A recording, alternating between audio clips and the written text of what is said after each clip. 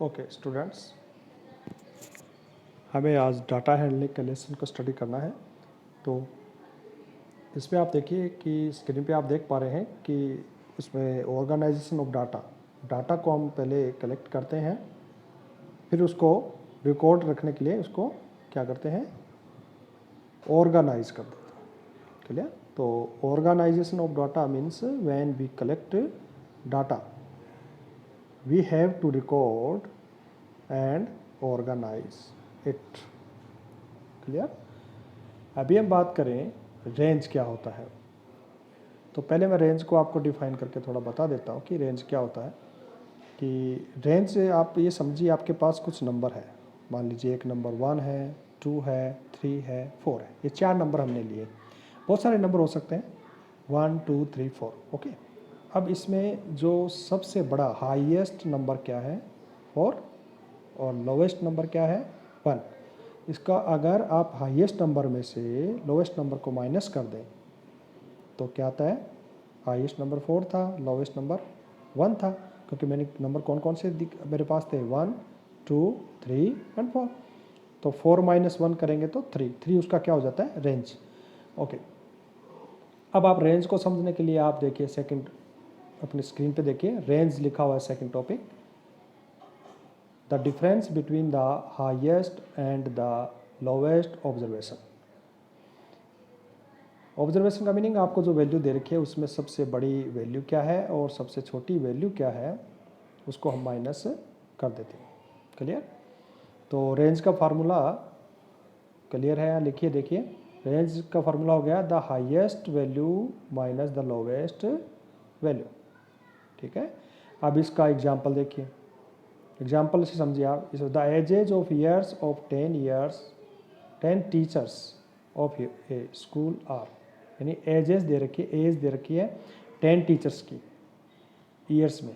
जैसे पहले वाले की कितनी है, 32 ईयर्स है ना, फिर 41 years, 28 years, 54 years, 35 years, 26 and so. ऐसे ये ईयर्स लिखा हुआ है, ये 10 टीचर्स की एज है। क्लियर? तो अब इसमें हमें पता करना है कि अब अलग अलग चीज़ें आपको इसमें पूछी जा सकती हैं। आपको सपोज कीजिए इसमें पूछा गया है, पहला क्वेश्चन देखिए, what is the age of the oldest teacher. Oldest teacher की एज क्या है, तो नीचे आंसर देखो क्या लिखा है, the age of the oldest teacher is equal to 54।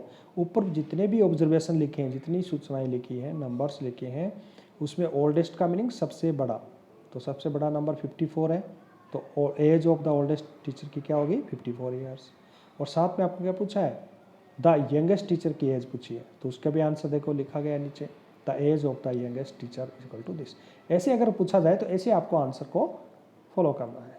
ऐसे सेकंड पार्ट में आपको देखिए क्वेश्चन का, what is the range of the ages of the teachers. Teachers की इनकी एजेस की रेंज क्या है।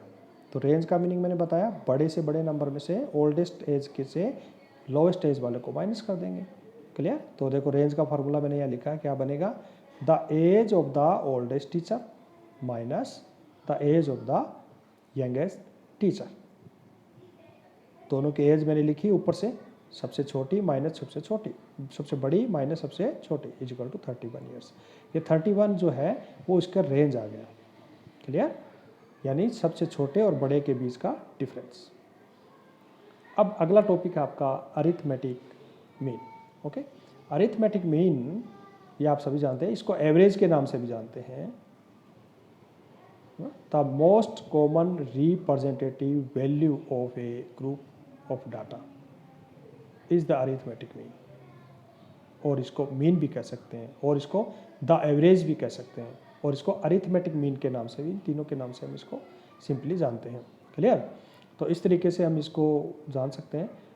तो इसका फॉर्मूला आपको थोड़ा ध्यान रखना है, फॉर्मूला नीचे लिखा है मैंने, मीन फाइंड आउट करने का, सम ऑफ ऑल ऑब्जर्वेशंस, जितने ऑब्जर्वेशन हम दे रखे हैं उन सबका सम कर लेना है, अपॉन में क्या करना है, नंबर ऑफ ऑब्जर्वेशन, और कितने ऑब्जर्वेशन है उनको हमें इससे नंबर से डिवाइड कर देना है, और इस फार्मूले का यूज़ करके हमें करना है।